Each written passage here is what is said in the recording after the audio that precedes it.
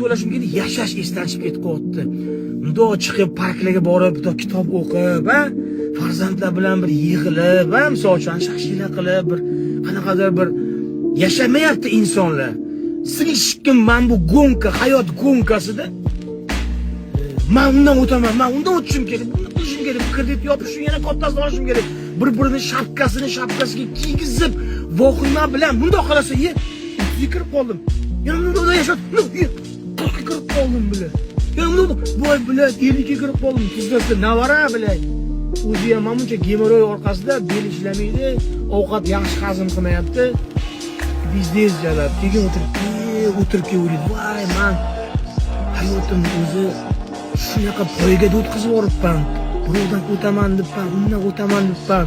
Nimaga o'z halovatim uchun yashamadim deb keyin o'ylanib qolar ekansiz. Borib shunga kelar ekansiz.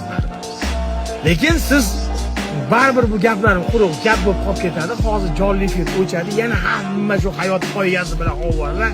Davay ishlash kerak, kredit olish kerak, Matisini spark qilishim kerak, ko'p qiynashim kerak, sog'lig'i berishim kerak, iPhone 16 dan 17 qilishim kerak. Odamlar nima deydi? Unda men shunga erishmagan bo'laman-ku.